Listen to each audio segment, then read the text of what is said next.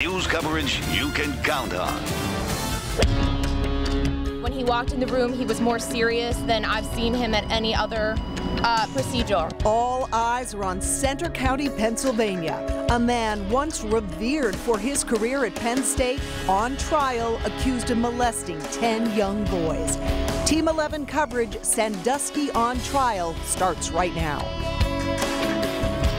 Center County, Pennsylvania, the center of the state and the center of our news day as the Jerry Sandusky trial begins. The day has been loaded with new developments as the jury is selected, the jury that will decide whether Jerry Sandusky molested 10 young boys. Here are the latest developments for you. Right now, 3 jurors have been picked out of the 16 needed. That includes 12 jurors and 4 alternates. Jerry Sandusky is there as well, and he is taking an active role in helping to select the jury that will decide his fate. And a major development today, the jury will not be sequestered during the trial. We have a team of reporters covering all of the angles for you as this trial begins. David Johnson is anchoring our coverage live. David, set the stage for us. Yes, good evening, you guys in Pittsburgh and everyone. We are live in Bellefonte in Center County. This is the county seat. That is the county courthouse behind me, the center of all the action where Jerry Sandusky will be tried and judged. And as you well know, he says he is innocent. The accusations he molested 10 boys over a 15-year period are false. The prosecution, of course, sees it very differently, saying it has enough evidence to put him away for 100 years. As you might imagine, the media coverage for this trial is extensive. But shock fell over the Penn State community this fall when the charges against Sandusky were revealed. Charges, it turns out, were years in the making. How did it all start? Jerry Sandusky is accused of sex crimes against 10 children, and those meetings date as far back as 1994, when Sandusky met victim 7 through the second mile at the age of 10. March 1st, 2002, Mike McQueary reports walking in on Sandusky and a boy engaged in sex acts in the Lash football building. He reported it to Joe Paterno the next day. Paterno reported it to Athletic Director Tim Curley and Vice President Gary Schultz. McQueary wouldn't be asked about it again until a grand jury convened 8 years later. The investigation ramped up in early 2009 when a teen boy tells authorities Sandusky inappropriately touched him over 4 years. In 2010, Sandusky retires from the Second Mile Foundation, which he founded for young children. November 5th, 2011, Jerry Sandusky is indicted and arrested, charged with 40 counts of sex abuse. He's released on $100,000 bail. With pressure falling on the university and questions about what head football coach Joe Paterno may have known, he announces November 9th he will resign at the end of the year. Joe Paterno is no longer the head football coach, effective immediately. The Board of Trustees, however, ousts him and President Graham Spanier. A night of rioting followed, fueled by students upset that Paterno was fired. On November 15th, Bob Costas interviews Sandusky by phone, asking some tough questions. Are you sexually attracted to young boys, to underage boys? Am I sexually attracted to underage boys? Sexually attracted? You know, no, I enjoy young people. I love to be around them. But no, I'm not sexually attracted to young boys. The answers don't help Sandusky's public perception. On December 3rd, he appears publicly again, trying to clarify his comments to the New York Times.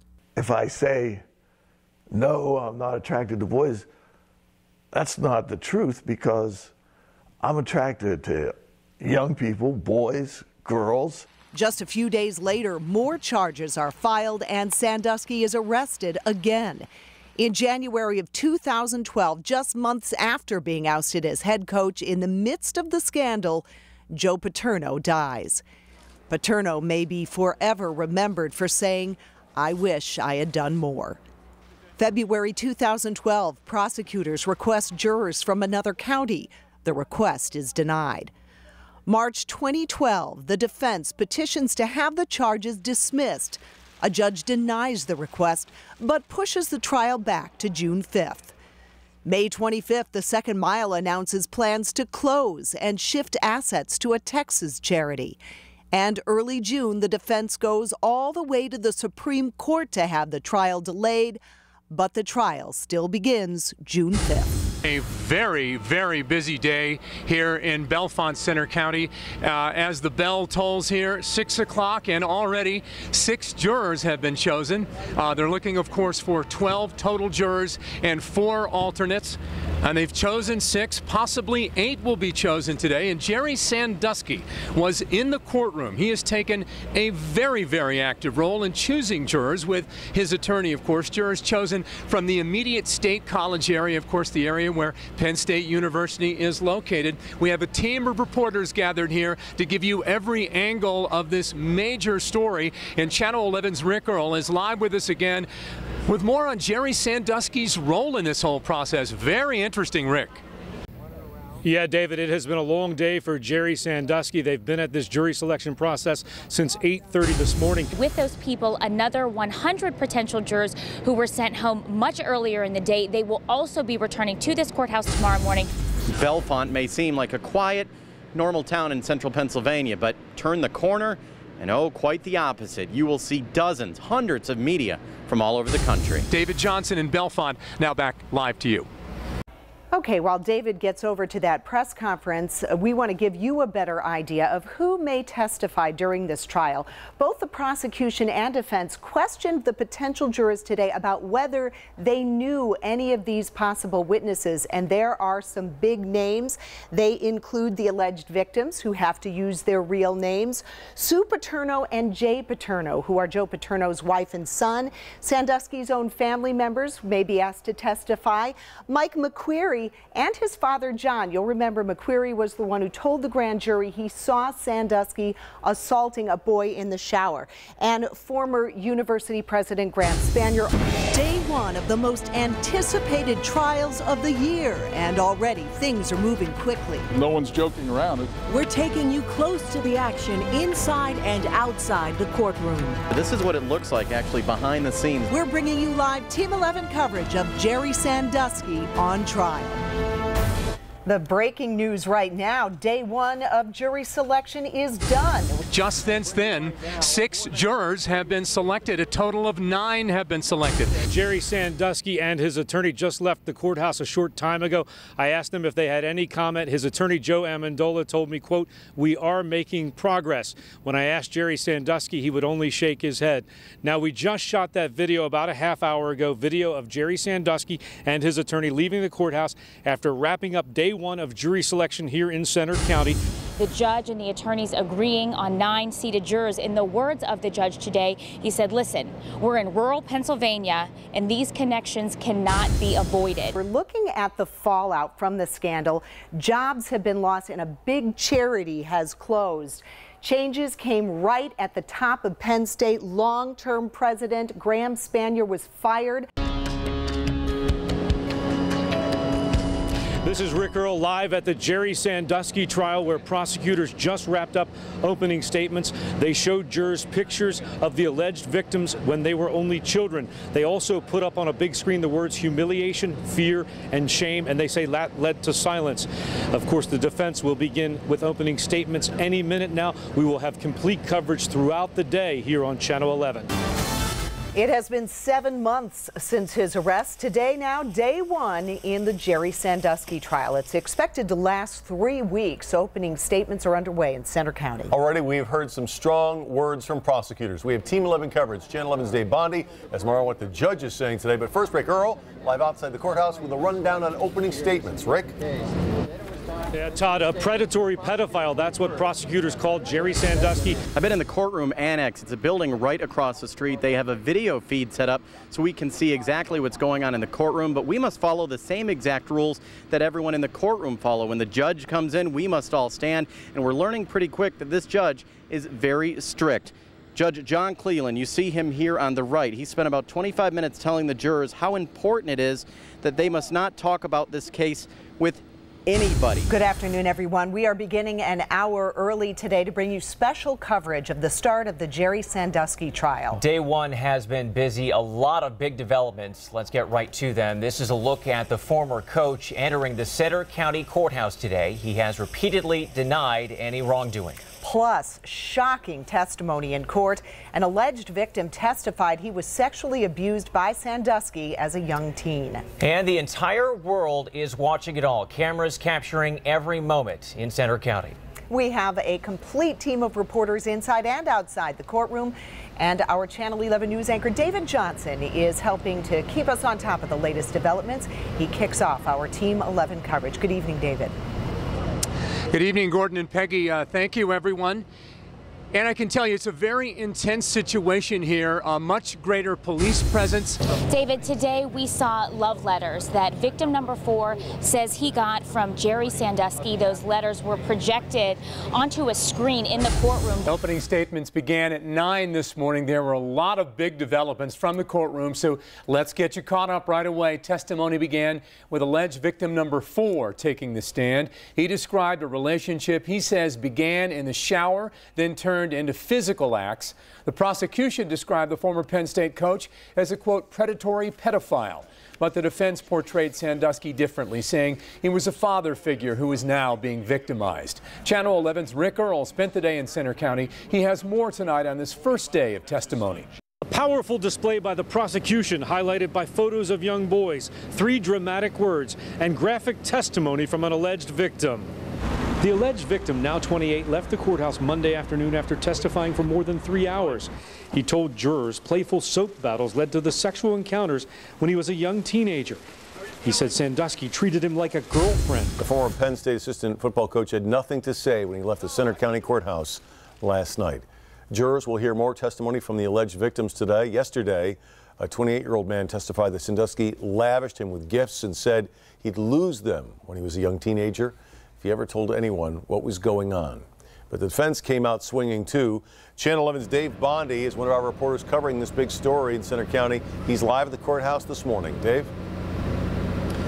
Todd, good morning. Sandusky's defense team already calling to question the credibility of the alleged victims in this case. Well, Peggy, good afternoon. Emotional testimony from victim number 1.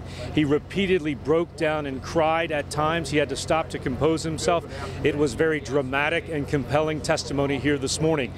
Now, we were there this morning as victim 1, an 18-year-old who just graduated from high school, arrived at the courthouse here in Center County. We are not identifying the victims.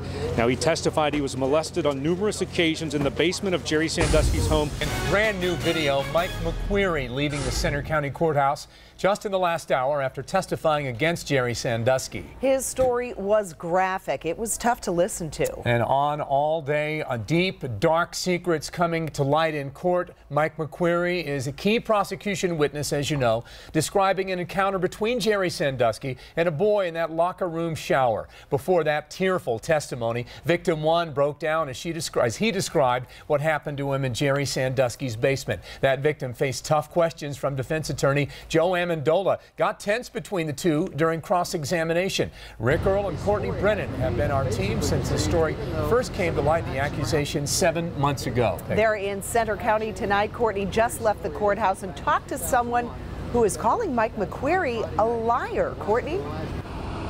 I did, Peggy, and as David said earlier, Mike McQueary is such a high-profile witness, almost a make-or-break witness for the prosecution in their case against Jerry Sandusky. And so when his name was called in court this afternoon, before he walked in, there was a hush in the courtroom and then a lot of whispering and excitement when he walked in. Yeah, Courtney, it was gripping and dramatic testimony from victim 1. He repeatedly broke down and cried on the witness stand. The testimony did wrap up without a word from the defendant. Channel 11's Courtney Brennan tried to ask Sandusky why he decided to keep quiet. So, Courtney, what did he have to say? Well, Darius, we will get to that in just 1 second. I do want to tell you, though, sources tell us that Jerry Sandusky wanted to testify. He wanted to get on that stand. He wanted to talk to the jury. And in a last-minute decision, his defense team decided this morning not to let him get on that stand. Today, they want to hear the testimony from one of the key witnesses for the prosecution again. Channel 11's Kara Sapida is one of our team of reporters at the Center County Courthouse. She has details on what the jury will be hearing first thing this morning. Kara. Jennifer, good morning from Center County. I want to start with something that we found pretty interesting. When we got here around 3:30 this morning, there were two women in lawn chairs sitting on the Center County Courthouse steps. Right now, I want to show you there's about a half a dozen people up there. These are just members of the public waiting to get the few seats available that are open to the public. Sandusky and the entire nation are on verdict watch tonight. The jury deliberating now for a second day. But tonight there could be reason to believe they're making some progress. Here is the very latest. Twice today, the jury came back into the courtroom with questions for the judge. We are going to be watching for a verdict throughout the evening and all through the weekend. When that verdict comes, we will bring you the news live on the air and online at WPXI.com. Breaking news. Good evening, everyone. Breaking news, a verdict in the Jerry Sandusky Trial sex abuse case. Jerry Sandusky moments ago arrived at the courthouse to face the jury that will decide if he goes to jail. I'm Darieth Chisholm. Thanks for being with us tonight. Jerry Sandusky is learning his verdict right now. The jury finished 2 long days of deliberations about a half hour ago before reaching a decision tonight. Channel 11's Courtney Brennan joins us live outside of the courthouse. So, Courtney, what's happening now? Well, Darieth, this is the moment we have all been waiting for. The entire nation is watching. After more than 12 hours of deliberations today and 8.5 hours of deliberations yesterday, we finally have a verdict in the Jerry Sandusky case. Everyone wants to know, what did the jury decide? Here it is. Here it is. 45? 45 counts guilty. 45 counts? 45 counts, only 2 not guilty. Okay. Jerry Sandusky was found guilty on 45 counts. 45 counts he was found guilty, only 2 not guilty counts of indecent assault. Renee Kaminsky, who was in the courtroom, says Jerry was stunned. 45 counts, Jerry Sandusky was found guilty. We've learned that there has been obviously a verdict in this case against Jerry Sandusky, guilty on 45 counts, 2 not guilty of the counts that he faced in total. Joined now with Blaine Jones. He is our legal expert. You've been watching this case with us for some time. This came relatively quickly. 2 days of deliberations. We got the word that the jury had reached a verdict probably about a half hour ago, and now these counts, 45 of them found not guilty. Darieth, it came quickly, however, it is not a shock. I predicted that it would come by Friday. I thought it would come by this weekend. Reason being, the evidence was simply overwhelming against Mr. Sandusky. I thought that the defense, unfortunately, did not come out aggressive. If you have a case and the evidence is overwhelming against your client, you come out like Mike Tyson. You come out swinging, you come out with haymakers. In my opinion, they came out tentative. They threw pity-pat jabs, and as a result, Mr. Sandusky gets knocked out. I just left the courtroom, and I have to tell you, Dottie was crying the entire time. Jerry looked absolutely stunned as the verdict was read, and it was read by counts. I watched the jury when they came in. They never even looked over at Jerry Sandusky, and as they read the count one by one, and it was very, very solemn in that courtroom, Jerry just stared at the jury and just seemed like he was in absolute shock at the whole thing. I looked over, and there was Dottie and all her family members, everyone that she had come into court with, which included her daughter, and it looked like the family members that she had been in court all week with, including some good friends of hers. They were reaching over and trying to comfort her. The judge said, "Mr. Sandusky, you have been judged guilty by a jury of your peers." He then revoked bond for Jerry Sandusky and remanded him into sheriff's custody. In handcuffs, being reprimanded into the sheriff's custody. This man, of course, just found guilty on 45 counts in these sex abuse cases that we've followed for some time. He is quickly being, escorted right to the county jail, the prison there in Center County. And here are a number of people perhaps asking questions or responding, but he is now a man who is facing some serious jail time.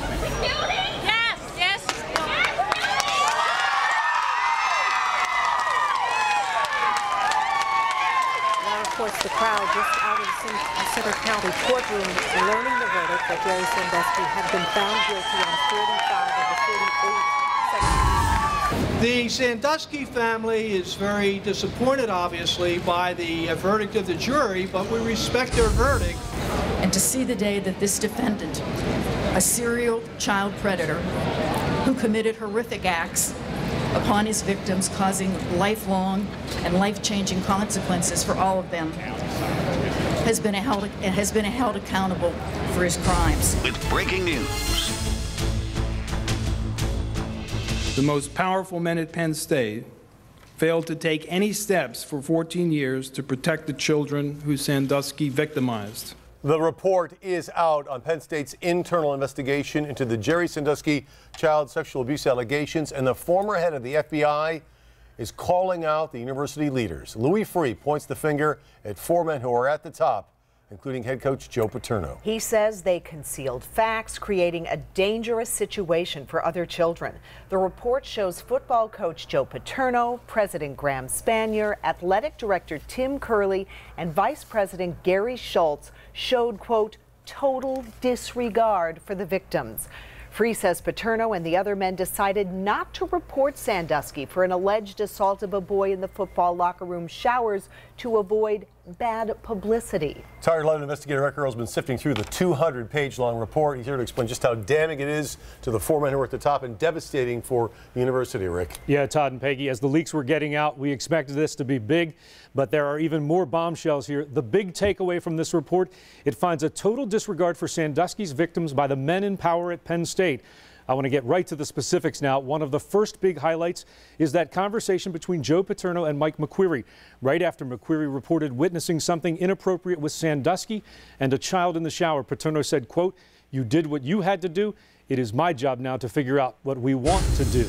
And now today's big story. The Freeh Report points the finger right at Joe Paterno and the prominent people at the top of Penn State University. And now we're taking you beyond the results of that 7-month-long investigation. From the get-go, we've been tracking every twist and turn in the Penn State sex abuse scandal. And since November, while we brought you the stories day in and day out, former FBI Director Louis Freeh and his team were conducting a massive investigation.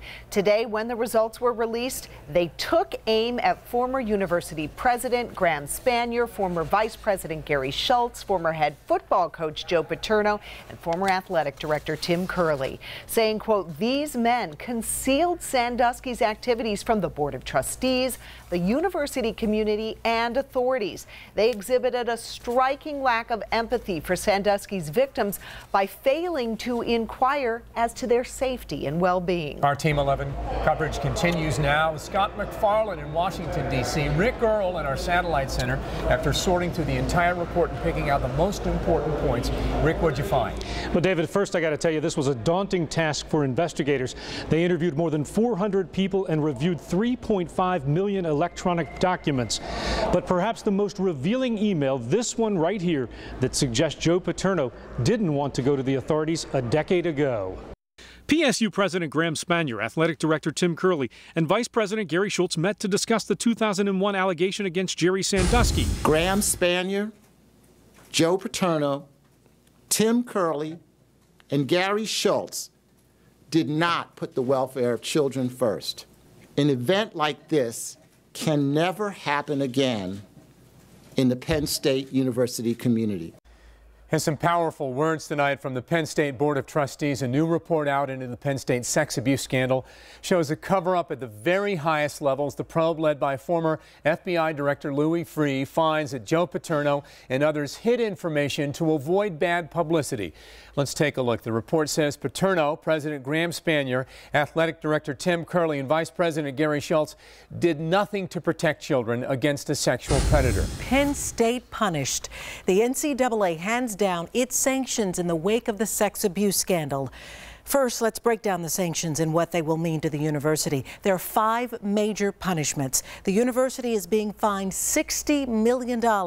It breaks down to $12 million a year for 5 years that will be put into an endowment for programs that serve sex child abuse victims. The school cannot use money from other sports or academics. All football wins from 1998 to 2011 are being vacated. That means Joe Paterno will no longer hold the top spot in the record books. He falls to number 12. Penn State will be banned from bowl games and postseason play for 4 years. The football team will have its scholarships reduced for 4 years. Plus, incoming and current players will be allowed to transfer immediately to another university. The football program is also under a 5-year probation. And no doubt, today's announcement will impact the school for years to come. We sent Channel 11's Courtney Brennan up to Penn State's campus in State College to get reaction to this sweeping punishment. A few handwritten messages, a small bouquet of flowers, a candle or two. The atmosphere outside Beaver Stadium was almost like a grave site where mourning Penn State fans came to say goodbye to a football program that's now forever changed. I guess it's a real, depressed feeling. I mean, I guess it's a disbelief at the same time. Disbelief over the devastating sanctions handed down by the NCAA. The university was spared the so-called death penalty. The judge just handed down that sentence. The sentence reads like this: no less than 30 years, no more than 60 years. So that would be 30 to 60 years in prison for Jerry Sandusky. The judge just handing down that sentence minutes ago. Of course, Sandusky was convicted of sexually abusing 10 children last summer. The conviction came down then. He was found guilty by a jury. Today, the judge sentencing him. Of course, the judge could have sentenced him to up to 400 years in prison. That was the maximum sentence. But the judge this morning here in Center County giving Jerry Sandusky 30 to 60 years behind bars.